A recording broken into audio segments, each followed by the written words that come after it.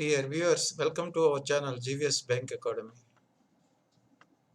This is a part 2 of money market instruments. Money market instruments part 2 continuation. That is triparty repo. Triparty repo, Reserve Bank of India Direction 2017.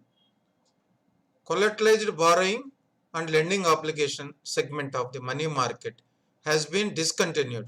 So CBLA was discontinued and replaced with triparty repo with effect from 5th November 2018. So triparty repo was introduced with effect from 5th November 2018. Triparty repo means a repo contract where a third party, that is CCAL, acting as a part of mediator between borrowing bank and lending bank, called a triparty agreement, and CCAL is acting as a intermediary and also acting as a central counterparty in tripartite repo or transactions that is there. And this was developed and operated by Clearing Corporation of India. This is objective of the tripartite repo to enable efficient utilization of collateral securities of the participants. Securities efficient utilization purpose, this was introduced. It was RBI approved money market instrument. Tenor for borrowing or lending period minimum 1 day and maximum up to 1 year. Maximum up to 1 year borrowing under tripartite repo, borrowing or lending. Securities accepted as collateral. It is Cease Clearing Corporation of India periodically prescribe the list of eligible securities under tripartite repo. Normally, SLR securities are accepted under tripartite repo. In addition to that, other securities which are acceptable as updated by CC Clearing Corporation of India.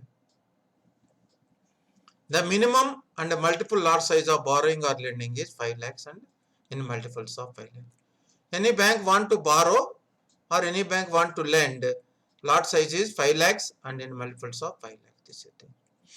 Settlement cycle, settlement type T plus 0 means same day, T plus 0 same day or T plus 1 next day settlement.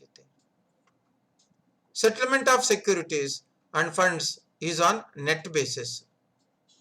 Settlement of securities and funds is on net basis, that is under delivery versus payment 3.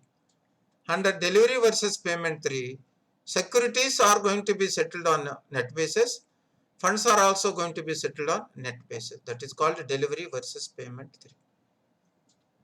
Delivery versus payment system avoids settlement risk in the trading. Security trading avoid the settlement risk. This question they was asked in one of the examination. DVP, delivery versus payment, which risk it is going to avoid? Settlement risk. Eligible entities in tripartite repo as borrowing entities or lending entities. Banks, primary dealers, foreign banks, cooperative banks, financial institutions, mutual funds, housing finance companies, insurance companies, non-banking finance companies, small finance bank. So it means listed company having gilt account, securities account with any scheduled bank. Gilt means securities account. So participants are more in tripartite repo. Participants are, in addition to banks and primary dealers, you see that non-banking financial companies are participating, pension funds are also participating, listed company having gilt account with the gilt means securities, Government of India securities account with any scheduled bank. These are all the players in this tripartite repo. Means players are more in this. What is the benefit of tripartite repo for funds borrowers? The banks which are borrowing funds under tripartite repo, that borrowing amount is going to be excluded for CRR and SLR purposes. Reserve requirements excluded.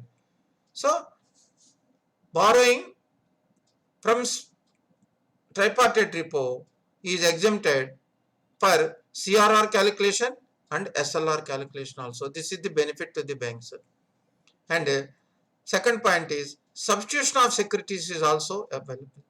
Once after participation in tripartite repo, or once after taking borrowing under tripartite repo, after some period, the borrowing bank can substitute the securities and it give additional amount of equivalent amount by giving equivalent amount of securities.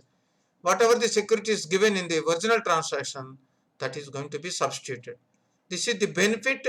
This is the positive point in tripartite repo. What is the positive? Most important and positive point is substitution of securities are available during the period of the transaction.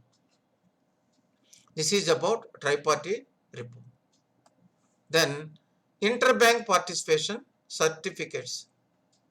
Interbank participation certificates, IBPC. Sometimes they are asking IBPC. In some JAB and promotional exams, IBPC stands for Interbank Participation Certificates. What is the objective of this introduction of this interbank participation certificate? Is to provide some degree of flexibility in the credit portfolio management of the banks. In the management of credit portfolio, some banks, they want to sell the loan under IBPC, that is, they can sell it. That is the portfolio of banks. And to smoothen the working of consortium arrangements also. So sometimes part of the loan under consortium, they are also selling to other banks. This is the interbank participation certificate. Portfolio management, this is useful for the portfolio management of advances, that is. IBPC, interbank participation certificates, are two types. One is risk sharing. Risk sharing, minimum participation is 91 days and maximum period will be 180 days. What is meant by risk sharing? During this 91-day period transaction or 180 days period transaction of IBPC, in between any account turned to NPA, again the risk of this NPA is going to be transferred back to the selling bank. To the selling bank of the loan, that is called risk sharing. Without risk sharing or non-risk sharing IBPC, this is maximum 90 days.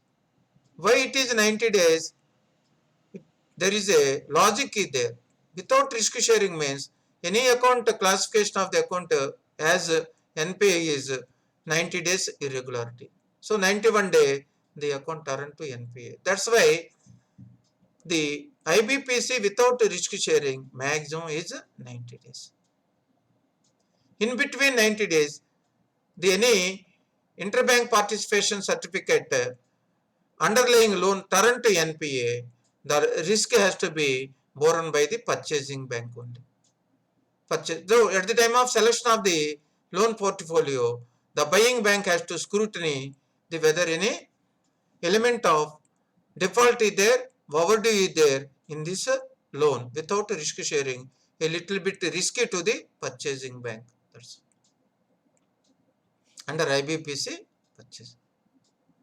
This is applicable and availability to the scheduled commercial banks only. Only participants in the IBPC, seller bank, buying bank, both are scheduled commercial banks only. And selection of accounts under IBPC, the selling bank and buying bank, normally they can deal with performing advances or standard advances only. Standard advances or performing advances. Interest rates, market determined demand supply conditions, market determined an agreement between the buying bank and selling bank. They have to decide based on market, money market rates. Transferability, during 91 days to 180 days, what are the IBPC purchasing bank cannot transfer to others. So, the purchasing bank during that period, this IBPC certificate cannot be transferred to others. This is the interbank participation certificate. So part 1 and through part 2, we had already discussed the money market instruments. And regarding the commercial paper, certificate of deposit and non-convertible debentures, we had already uploaded in our YouTube channel. With this part 1, part 2 and earlier video of commercial paper, certificate of deposit and money and NCD. I think total we have discussed about the money market instruments. Thank you very much for all the viewers for extending support for watching our videos regularly. Please share these news among our colleagues for their benefit directly for getting the videos directly. We are also uploading so many videos on JIB, CIB promotional exams videos also. Thank you very much for all for extending your support for our channel. Thank you very much for all.